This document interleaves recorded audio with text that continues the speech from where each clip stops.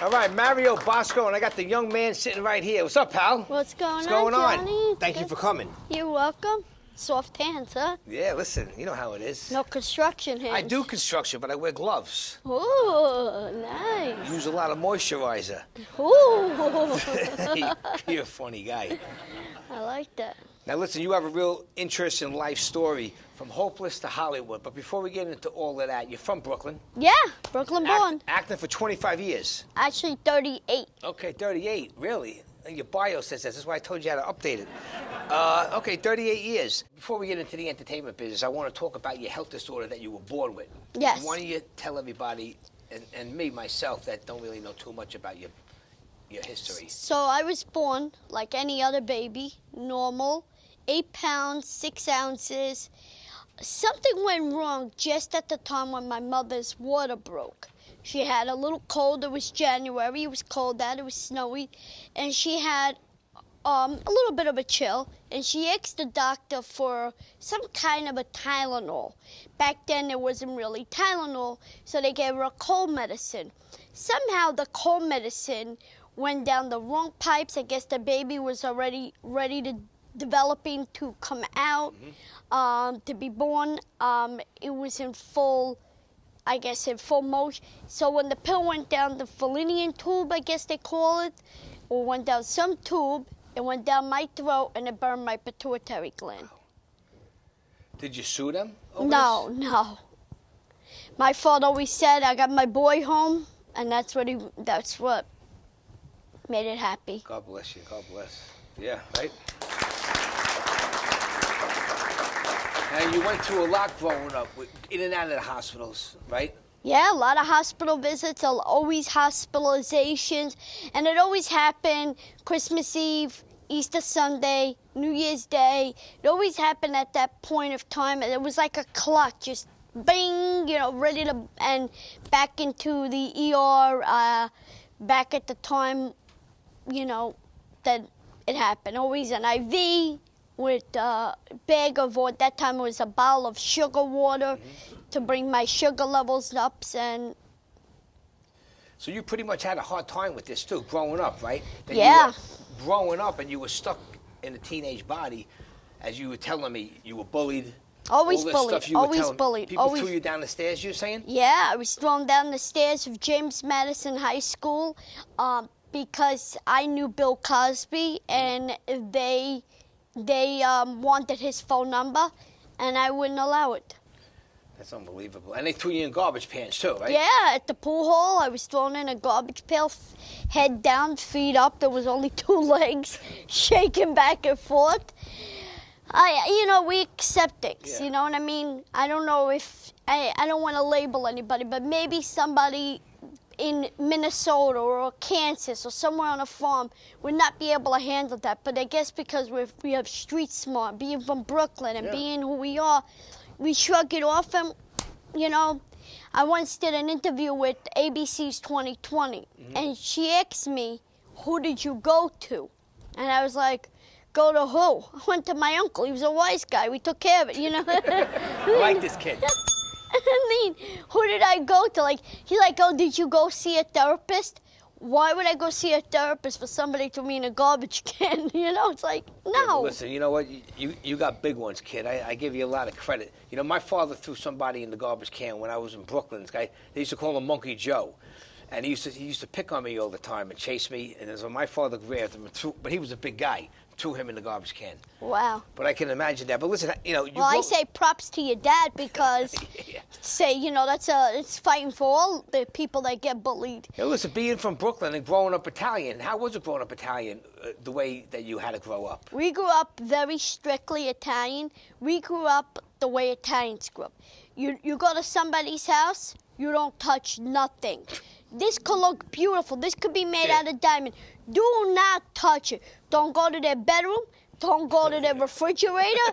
Don't go there. Don't ask for nothing. If they offer, say thank you. And especially, don't go into the bedroom. It was sacred. I guess that's why I'm still a virgin. You sick bastard. That's crazy. Now, listen, as time went on, in 1986, that's when your whole life changed. Yeah. So, take it over. 1986, there was a TV studio in Brooklyn, NBC studio, and they filmed a sitcom called The Cosby Show. I think my friend Gigi, she knows, because she came from that same area.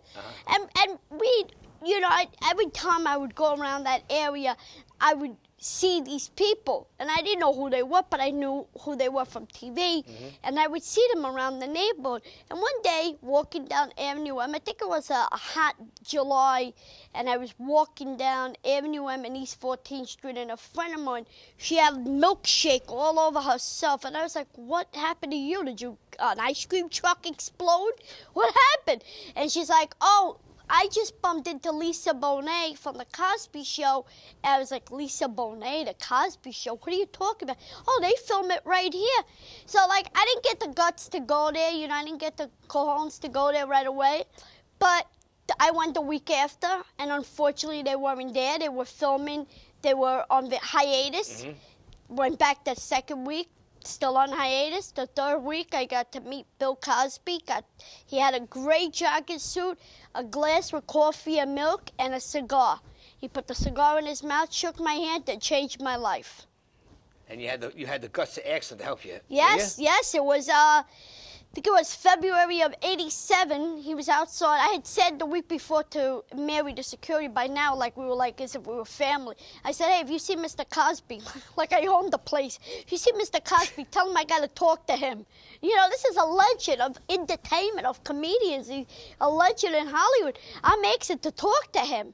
And he goes, Mr. Cosby just said good night, Mario, and walked out. And I was like, damn. The week after, I showed up, and I got to, talk to him outside, and he said, if I meet your mother and father and they say it's okay, I'll help you. And then rumor has it that right after that, you started going on auditions. Auditions. You started getting bit parts in all these movies and TV things as a child actor, right? Yeah, Mr. Cosby hooked me up with a lot of casting directors and agents, and I just started going out for auditions for bit parts and full roles and for kids roles mostly. And, I did a movie called Dominic Eugene through the casting director. I worked on a bunch of NYU films. It's a great experience. Yeah, man, listen, that's all good. And as time went on, you signed the contract, then you got your SAG card, correct? Yeah, I got my SAG card in '89. September of '89, I became a member of the Screen Actors Guild. I'm so proud. I'm happy to be you're 15, 18 years old? Thank you. What were you, 18? I was 16 years old when I got my SAG card. And my first movie was The Hard Way. Yes. With Michael J. Fox and James Woods. I was in a movie theater scene. It was a fantastic. I was a background, and finally, John Badham, who was the director of Saturday Night Fever, Brooklyn's own movie, and I was kept bothering him on set, and finally goes, I got something for you.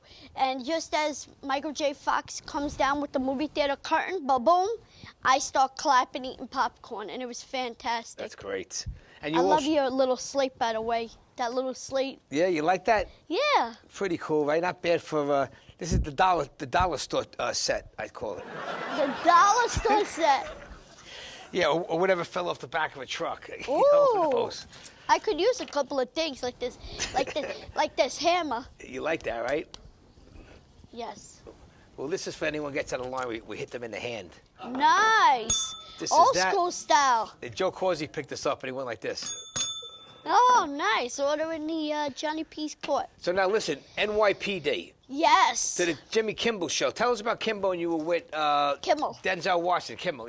Jimmy Kimmel. When you were with Denzel Washington. So it was 9 years after I had joined the cast of NYPD Blue through a great, fantastic creator. He was an NYPD detective.